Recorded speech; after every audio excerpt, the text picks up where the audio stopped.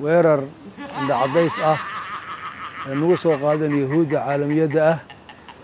oo doonaya dalkan inay kala gooyaan. dalkaagu waa kee aabbaha garhka cooshtaa ka wase dalkaagu maanu haynka agoomaha lagugu hor wasaayo ee hablahaagii amisom ay kugu dul uroynaysay amisom kugu dul dhalaysay eed ku dhex sugantaheed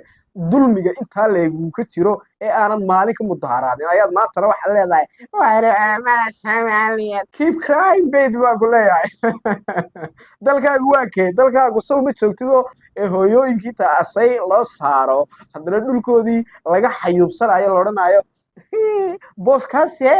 kii caliime sacdiya maahano igaarkay waa saxan tahay wif laga qaadanayo wiil ay ilmada furanayso annagu ku digan mayne miyaanay kuwaasi mudna inaad u mudaharaado war muuqaalkan ilaa igsaaro sii sheergare annagaad maanta diin aad noo soo hawanaysaa oo iskaga kaa soo ooyinaysaa indhaha iskugu kaa soo qabanaysaa bidheg waa ilaa mudaharaado wada jir la iskaga yimaado hayadaada yuhuudiga iyo dalka la kala jarayo yuhuudigu kala geynayo yuhuudiga keensanay annagaa dhulkayga keensanay annaga ayaa dantayda ka dhex aragnay yuhuudiga iska daaye ka amxaariga ah ka sanguluuriga ah ee hablahaaga dubaynaya ee dhinac walba uga saaraya ee aad welibana ku ogoshahay maxaad uga qaban weyday maxaad uga mudaharaadi weyday maxaad uga hadli weyday intaa dal tashtay oo dadkoodii tashtay oo 34 sano nabad sharaf karaamo farxad diin dhaqan caqliyad intaba adiga kugu dhaamo ku nool aad ka hadlaysaa leedahay waan ka mudaharaadaya masaakiinta halkaa ku nool baad aad caqliyadooda aad aragtay oo inay cawaan yihiin oo dhinacay doonaan bay idiin horboodayaan ayaad aragtay wallaahi aanu idinkeedii lama yaabine waxaan la yaabay dadka idinku hoos nool caqliyadoodu heerka ay joogto ee aad dhiigooda aad maalinba kasta miirataan ee aad jaqdaan ee aad kareecada ku dul nool aad noqoteen war haddaad ummadaasi ka xishoon weydeen adeer gacaliyaan ilaahii idin abuurtay un ka xishooda laakiin waxaan u malaynayaa ilaahay bayna garanayne aad diinta u taqaanaan munaafaqad oo diintu ay agtiina ka tahayba in calan loo wada haysto in Soomaaliya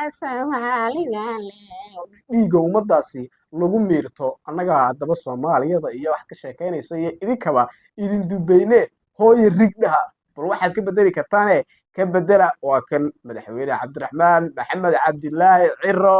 kii idinku xidhay gariirisada u socda Israa'iil ee kaale halkaas soo qabo ka soo qabo adigu wish to assure you of our full readiness to establish our embassy in Israel. I thank you very much. I declare that I have accepted the invitation of the Prime Minister. God bless Somaliland. God bless Israel. halkaa igu qabo hadalkani sidoo kale waa hadal ay inoogu soo gaban doonaan welibana waad arki doontaan hadalkayga meele ku qorta uu maanta wasiirka arrimaha dibadda Israa'iil uu ka jeediyay isla Hargeysa ee ahaa sidani uu yiri Palestine maahan wax jira laakiinse Somaliland waa dal isagu jira 35 sanaba oo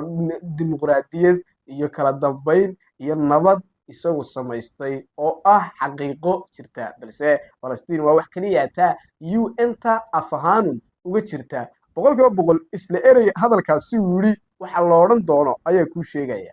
Unlike Palestine, Somaliland is not a virtual state. Somaliland is a fully functioning country based on the principles of international law. Somaliland is and has been a stable democracy for nearly 35 years. Israel is truly honored to be the first UN member state to recognize the Republic of Somaliland as an independent and sovereign state. hadalkaas weliba wuxuu sii raaciyay God bless Israel God bless Somaliland ilaahay ha barakeeyo Somaliland ilaahay ha barakeeyo Israel ayuu hadalkiisaasi sii raaciyay waayahay boqol isla hadalkani waxa ay oran doonaan waad arki doontaan kuwa fara badan oo ninkani isagu soo adeegsaday ninkani boqol inuu ictisaab yahay waxa sawir la galaa ee culimo ah ama la fadhiistaana inay la fikir yihiin oo ay maaragtay haday nagu dhex nool yihiin haday meel kale ku nool yihiin ogsoonaada maalinta dhawadeed ku lahaa ninkani bay xukuumaddu xidhay way ku saxsan tahay sababtoo ah waa wixii loo soo dhiibay isla kii loo soo dhiibay markaynu jeebaynaynu qam ka siinayna waa ka isagu maanta inoo soo bareeray ee inoogu soo gabanaya yuhuudda dal kala jaraysa siduu dal wada joogay ay u jiray dalka wada joogay waakee xamar baanu 4 kilomitir aan wada xukumin xasan xabaalo fadhe xasan boos xaraashte xasan dal xoreeyay bay yiraahdeen waa dhul xaabsade amba boos xaabsade anu boos xaabsadaan waa qaada oo xabaalintu soo dhaafay buu meel walba maaragtay uu ka dayayaa mashaariic marka noocada dadka halka ku noolay ilmaadeera waa dad ay la mid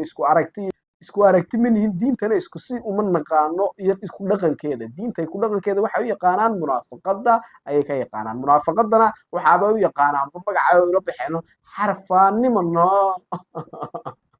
waa lagu munaafaqada markaas la goranaya waa xarfaan wayno kama qasnaba waa dad maskaxdu sidaas ay kala shaqeysaa inaga soo maskax caadi uma shaqeyso iyaga oo noocadaas dhinaca kale u fororta marka ilmaadeerayaal waxa ay leeyahay ha iska niikiyaan laakiinse xaqiiqada waxa ay tahay maanta Somaliland Sacuudiga culimo Somaliland ku nool waa waxa fikradda kaliyaata iyo qaacidada kaliyaata uu adeegsado mar walba bulsho uu isagu doonayo inuu kala furfuro ayaa uu lacag badan u soo diri doonaa halkaasina uu rabaa in ay ku kiciyaan isla mudaharaado lagaga soo horjeedo waxa maanta Cabdiraxmaan Ciro oo madaxweynaha Jamhuuriyadda Somaliland iyo sidoo kale wasiirka arrimaha dibadda dhex maray oo inay iskaashi amni istiraatijiyeed nooc walba leh dhaqaale leh halkaasi ay Somaliland iyo Israa'iil ay ku wadaagi doonaan sidoo kalena u dhawaan booqasho ku tagi doono madaxweyne Cabdiraxmaan Ciro dalkaasi Israa'iil magaalada madaxdiisa Tel Aviv halkaasi waxa ka bilaami doona kacdoono ay rabaan in ay ku kiciyaan isla bulshada waxaan leeyahay hal fariin bulshada reer Somaliland maanta wiil hadaad tahay iyo hadaad gabadh aad tahayba in adeer adoo kaba soo qaad 24 sano baa jirta 25 sano waxa aad 25 sano aad rajaynaysay inaad hesho baasaboor sharaf leh inaad hesho dalkaagu noqdo dal adduunka laga aqoonsay inaad waxaad baratay aad ku shaqaysato inaad halka doonto aad ku soo xayaadi karto aad ka soo laaban karto haddaba maanta tii ayaa bilaamatay ayaan mustaqbalkaaga lagu seejin shakhsiga maanta askariga amba ciidanka militariga amba laamaha kale ciidamada kala duwan intuusan gaadhin ka nabadaada iyo noloshaada carqaladaynaya mid nafsadaada adiga ka soo horjeeda waa mid ka soo horjeeda inaad noolaato waa mid aan doonayn inaad sharaf adduunkani aad tabcato magac xumada halkaasi Soomaaliya oo dhan adduunka laga geliyay waxa geliyay ee maanta lagu wada haystaa xataa Mareykanka waa cawaantu dhashay dhulkaasi ka yimid wax inaga oo adduunka Soomaali sharaf mooyaan u soo jiidee bila sharaf Soomaali u soo jiida waa shakhsigaasi marka waxaan leeyahay guud ahaan shacabka Jamhuuriyadda Somaliland maanta waxaynu qaadnay tubtii aynu 4 sano aynu rajaynaynay inaynu marow cagta saarno maanta cagteenu waa saaran tahay yeenan cagteena ka dejin cawaanta laynoo soo xidhata khamiisyada ee dil noogu soo gabata adeero gacaliyaal marnaba ha ka ogolaanina in mudaharaad idin geliyaan inay nabadiina idinka carqaladeeyaan inaad sharafta aad ku nooleeyaan 4 sano iyo rajada 4 sano aad sugayseen ay godmadow ay ku ridaan marnaba ha ka ogolaanina haddaad ka ogolaataan wallahi waxaad noqonaysaan kuwa ka caqli liita yaa xayawaan dameero caqliga xamar ku nool noocay doonayaanba laga yeero